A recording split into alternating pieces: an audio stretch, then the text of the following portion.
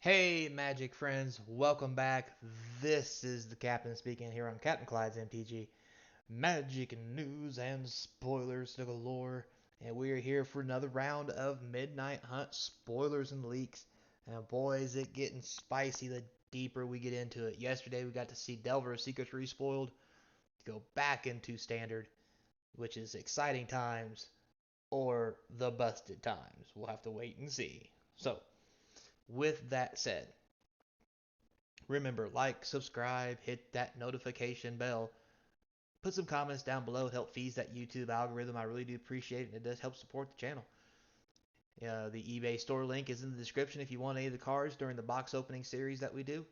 Feel free to go there and get them. You know they're packed fresh, and you know they're real because you get to see them opened right here on the channel. So, without further ado, we got a pretty good chunk today, so let's get started. Today we have the stuffed teddy bear. Well, it's a stuffed bear. It might as well be a teddy bear, boys, because it's a common for 2 colorless, and it's an artifact that just sits in play, so not too bad. For 2 mana, you can activate the stuffed bear, which becomes a 4/4 green bear artifact creature token until end of turn. Hard to believe that this is the point we're to. Like, this is an amazing common, but 2 mana every turn to make a 4/4, um, honestly, is not that hot. I hate to say that. Great for draft. Maybe it'll see standard play in some kind of blue-white control deck, but I don't think it's really going to do much other than that. So moving right along. Next here we have Butcher of Lineage. So we have 2 black and 1 instant. You choose one. Target creature gets -5/-5 to the end of turn.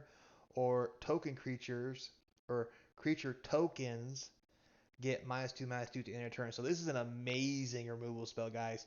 -5/-5 to any creature for 3 mana, which will kill darn near anything. Plus, creature tokens get -2/-2. It's direct damage or direct -5/-5 to kill one big threat, or a -2/-2 to board wipe. This is an amazing rare, and I think we're going to see a lot of this in gameplay because just yeah, complete versatility. Moving on. Next we have Unnatural Moonrise. So red and a green sorcery. It becomes night until end of turn.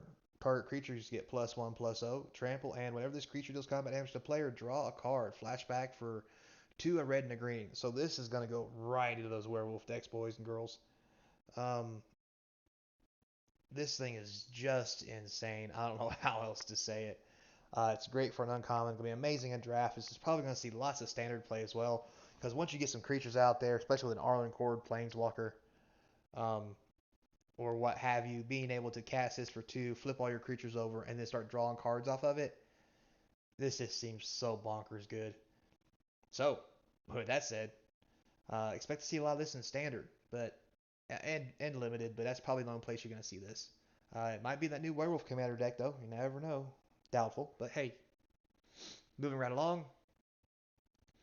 Next, we have Bereaved Survivor and the Dauntless Avengers. So, Bereaved Survivor is a white and 2 for a 2/1, which is a lot.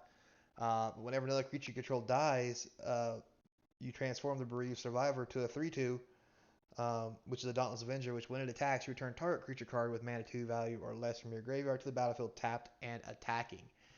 That is pretty sweet once you get this thing flipped. Great uncommon, definite limited play. Might even see some standard play, but the whole 2/1 for 3 might be a bit too much, honestly, unless there's a lot of 2 drops out there. So we'll have to wait and see. Moving right along, next we have the Hound Tamer. For green and 2, you get a 3/3, so it's right on rate. It has trample, that's sweet too. For a green and 3, put a +1/+1 counter on target creature, which could even be itself. So this is an amazing uncommon. Definitely great for limited. We'll probably even see a little bit of standard play just because it's on rate.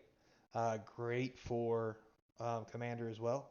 It has day bound, so if you actually get to go tonight, this thing becomes a 4/4 for 3 mana with all the same abilities, except other werewolves and wolves get trample along with this creature. So this is just an amazing card once it flips. I expect this to see standard play at least.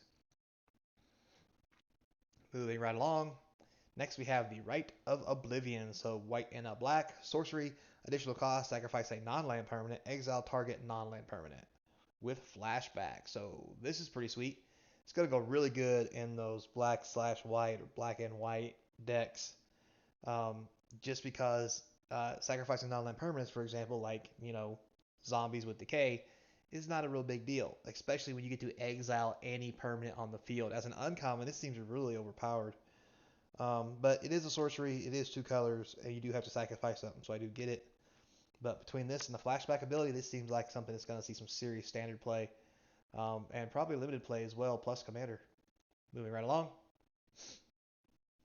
Next, we have the Scab, a Wrangler. So for a blue and 1, you get a human wizard, where you can tap 3 untap creatures you control to tap target creature as a 2/1. Not terrible, not bad. Blue-black zombie decks, where you make a whole bunch of decayed zombies, you can tap them and start tapping stuff down. Maybe that's a thing. So who knows? I mean, zombies can't block, but they can tap things down before they swing. So definitely going to be probably a limited all-star. Not too sure there's a place for this as standard. And that might be the only place that has a chance to see you play. So here we have Catilda, the Dawnheart Head Witch. Interesting. All right, so it's a green and a white for a 1/1. It's a human warlock legendary creature. Has protection from werewolves. That's going to be a thing if you play green white in this set, especially for limited. Humans you control have tap, add 1 mana of any of this creature's colors. Okay, so in green and white, you're basically going to make a whole bunch of green white stuff. So this is nuts because it says human creatures you control. So this thing actually taps for mana as well. And it taps for a green or a white. It's almost, and I use this term very loosely, um, it's almost a hierarch. I mean, it's missing 1 color you can tap for, but like, it does cost 1 more. But at the same time, for 4, a green and a white, put a +1/+1 counter each creature you control. If you're running heavy tokens, this is definitely a thing for that. And if you're running heavy tokens, imagine having a bunch of tokens laying this, and then tapping those tokens to making buttloads of mana. This is a pretty sweet rare. It's gonna definitely see some limited play probably, and it may find its way into standard. I don't think it's gonna get into modern. Definitely a commander card though. So moving right along, next we have a lot of text. So we'll start with the left side, which is Luvic Necro Genius. Whenever he enters the battlefield or attacks, you mill 1 card. 2 blue, 2 black, and X. Exile X creature cards from your graveyard. Transform Ludwig. X can't be 0. Activate only as a sorcery, so you have to do it for 5. So Ludwig himself is just a 2/3 for 2, which is a really good rate. 2 mana for a 2/3. But when you flip him, he becomes a 4/4, which is fine. Um, it becomes a copy of one of the creature cards you exile, except that this card's name is Olag Ludwig's Hubris. Power and toughness is 4/4, and it's a blue and black legendary zombie. Put a +1/+1 counter on it for each exiled card. Very interesting. Um, the kind of shenanigans that might pop off with this are kind of interesting. I see this being a great commander card. It's going to be all right in limited because, once you get some stuff in the graveyard, you can flip this for something really good. Um, Especially if you have a power card that goes to the graveyard that you can't get back.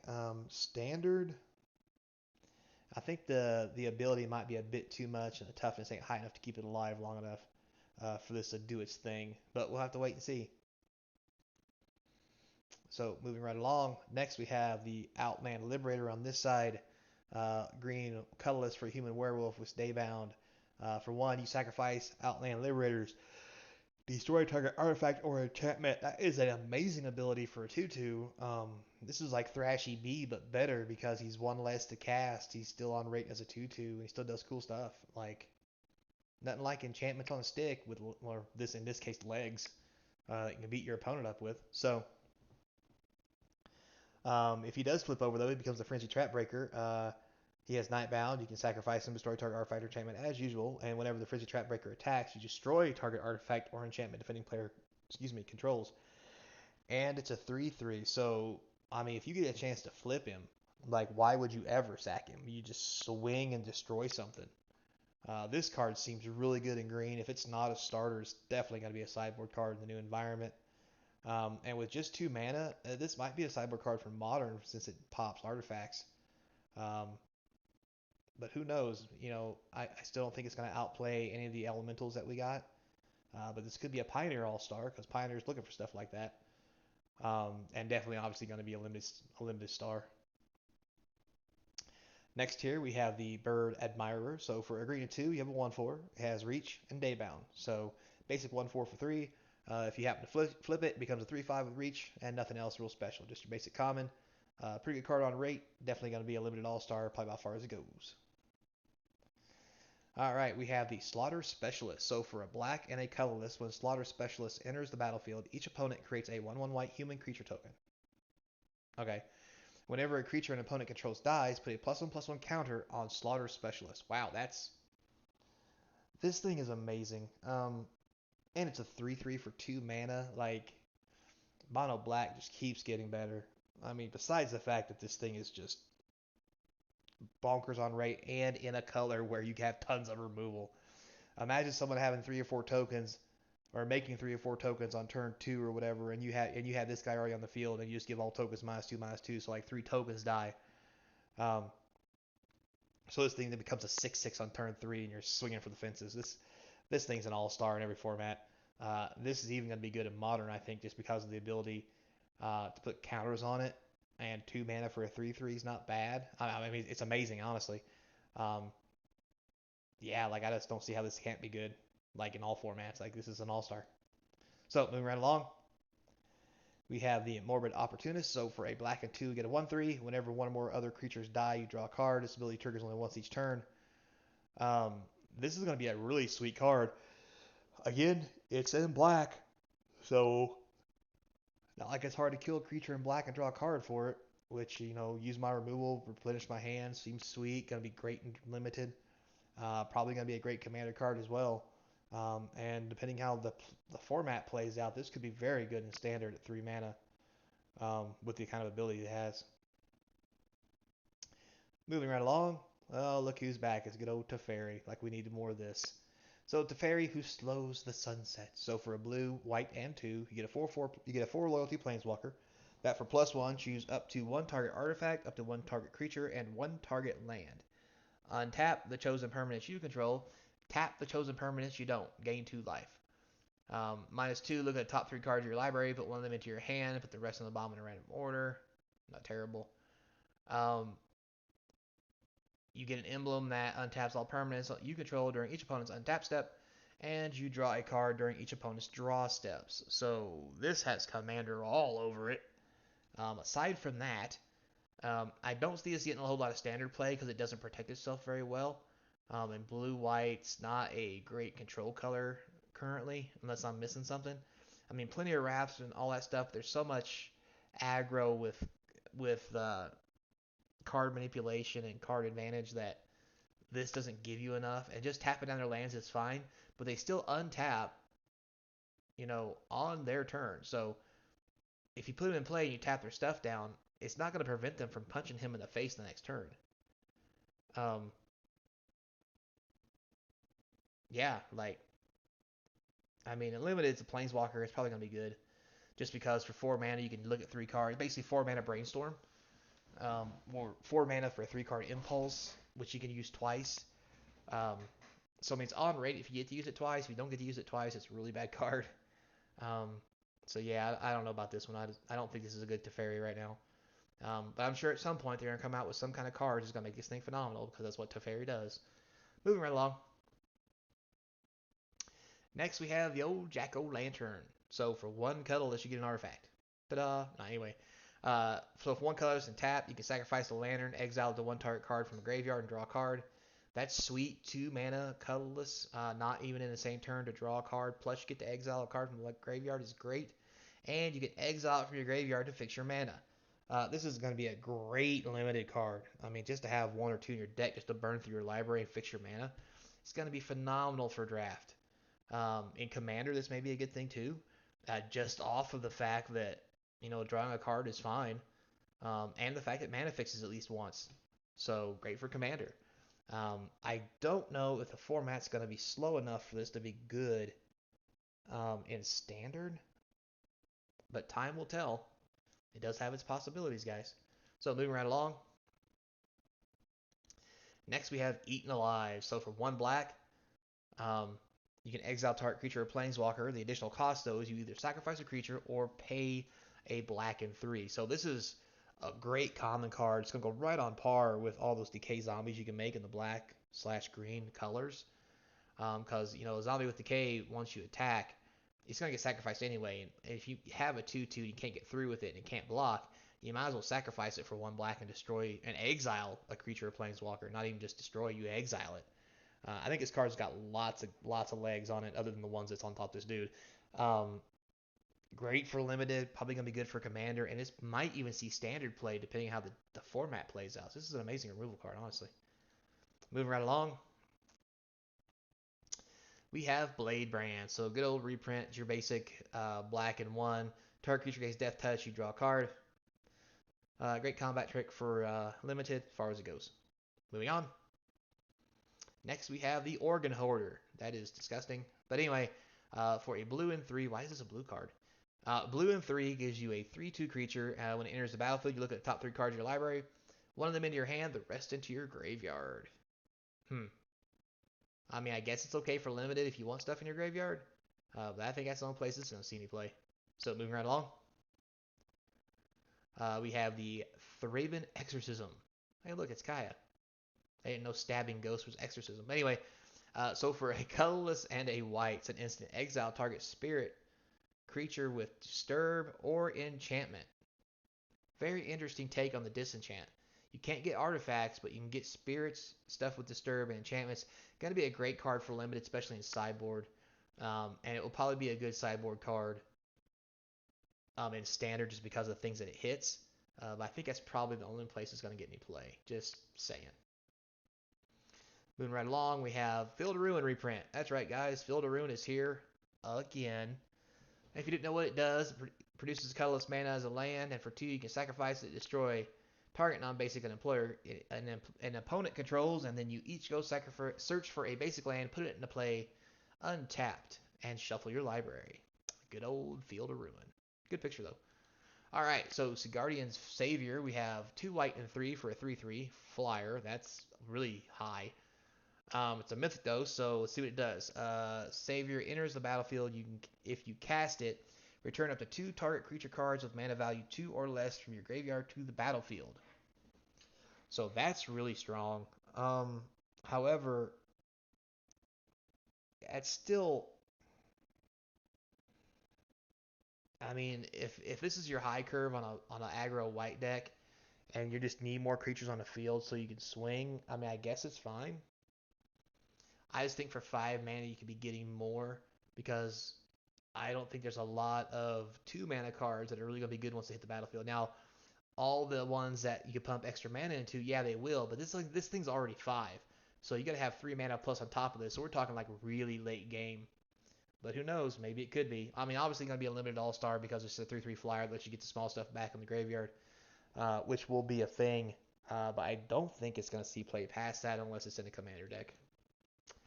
Moving right along, we have Rim Corlius Stalwart Slayer. Nice Hippo Pegasus Griff thing, Pelican. Anyway, red, white, and 1 for a 2/3 flyer with haste. We've seen these before. Human Knight. If a spell would deal damage to you or another permanent you control, you prevent that damage. Oh, wow. Damage to you or another permanent. All right. If a spell would deal damage to an opponent or a permanent and opponent controls, it deals that much damage plus 1 instead. This is really great for the white weenie deck because it will protect all your weenies. Weenie protection. Giggity. Anyway, the only thing it doesn't do is it doesn't protect itself. So it does give you that buffer of this must die first lightning rod style before they can deal with something else. So this may be an auto include just to keep them from killing your other stuff first. But as always, some removal spells don't deal damage, they just destroy. So we'll see how good it is. Moving right along. Vadric the Astral Archmage. So a red, blue, and a colorless for a 1/2. If it's neither day or night, it becomes day as he enters the battlefield. Instant and sorcery spells you cast cost X less to cast, where X is his power, so at least 1. Whenever day becomes night, or night becomes day, you put a +1/+1 counter on him. Well, that's pretty cool. So your stuff gets cheaper the longer he's on the field. It's kind of a storm enabler, I guess, and it is and is it colors, so Will it be good? Maybe. It's going to be hard to make this good in limited and draft, but I mean, you can. In standard, we'd have to see what the rest of the cards are before we can find out if this is good or not, but normally storm decks like this are not that great in standard. Plus, he's very killable and it takes turn 3 to get him out. Definitely could be a little something that might slide in a couple commander decks, so not going to deny that. Moving right along. We have Slogurth, the Overslime. That's hilarious. Is that a giant ooze, like manhandling a slit, a shit between its on its back, not its butt. Never mind. Anyway, so for a blue, green, and a colorless, we have a 3/3. God, don't let this be another Euro. Anyway, it's a 3/3 trampler. Whenever a land card is put into your graveyard from anywhere, you put a +1/+1 counter on the Overslime. Okay. Remove 3 +1/+1 counters from Surlock to return it to its owner's hand. A little bit of protection. When he leaves the battlefield, return up to 3 target land cards from your graveyard to your hand. Okay, so basically any land cards that go in the graveyard get put back into your hand. So whenever a land card is put into your graveyard from anywhere, so you can discard it. So this is very interesting as a rare. I'm sure there's going to be plenty of shenanigans. I don't know if those shenanigans are going to be good enough to make it good in standard. However, with that said, limited, this is going to be a bomb card probably just because 3/3 for 3 is fine. It has trample. If you do manage to figure out a way to just put stuff into your graveyard, feel Derune. He does get bigger and you can save him and recast him, so I think he's going to be alright, but I don't think he's going to go any further. This might see some Pioneer play with some weird combo, but other than that, moving right along, we have the Moon's Silver Key, a 2 colorless mana artifact that for 1 and tapping it, you can sacrifice it, search your library for an artifact card with a mana ability or a basic land card, reveal it, and put it into your hand. So, this is going to suck in all formats, except Commander. This is going to be bonkers. In Commander, every deck should run one of these because you have Soul Ring, Signet, Moxes. Name a Mox. I mean, I'm not even just saying the $4,000 ones. Like it's a regular, Mox Amber, Mox whatever, Lion's Eye Diamond. Like you name it. Like you can wait a turn and just go fetch that stuff up. So this is a really good card, and I think every Commander player is going to want it because I think it's going to be the part of the new part of the 100. I don't play Commander too much. You guys tell me at the bottom what you think, but just the ability. I mean, would you love to go fetch your Soul Ring every turn or every game? I'd like to go fetch a Soul Ring every game if I'm playing Commander, or anything else. Grim Monolith, like you name it. There's so many rocks that make mana you could go get with this that are busted. Um, yeah, I think this probably should have been a rare. I can see why it's not because it's so narrow. Um, and if it was a rare, Commander players would be upset because it'd be another expensive Commander card, yada yada yada. And I do get that, so it's fine. It's an uncommon, but yeah, I think like foil versions of this are probably gonna go for a good chunk of money. Moving right along. Next, we have a mythic, the year Disciple of the Drowned. It's a nice picture. So for 2 blue and 3, we have a 3/4. It's a little high on the casting cost. Uh, your spells can't be countered. That's pretty powerful. Each instant and sorcery card in your graveyard has flashback. That is nuts. The flashback's equal to their casting cost. This card is a deck. Now, the problem with that is getting onto the field and it not dying. With that said, maybe this is something that might go into maybe some ramp deck of some weird kind, just so you could like really abuse sorcery and instance, or maybe this is an is it kind of card. Like I don't know, but like it feels like this belongs somewhere. I mean, obviously Commander is gonna love this. It might be the only thing that drives it for a while, but I think it's gonna be good and limited. Um, and if we find a way to break this in standard, it's gonna be bonkers, really bonkers. Moving right along. All right, next we have Cigar Splendor. So for 2 white and 2, enters the battlefield. Note your life total. Oh, here we go. At the beginning of your upkeep, you draw a card if your life total is greater than or equal to the last noted life total for Cigar Splendor. Then note your life total. Whenever you cast a white spell, you gain 1 life. All right. This is very interesting. So if you cast this at 20 life and you never get past 20, you never draw a card. It's just dead. Um, but if you cast this at like say 3 life and then start pumping out white spells, you could draw a card every turn. on your upkeep. This is very interesting. I'm very torn.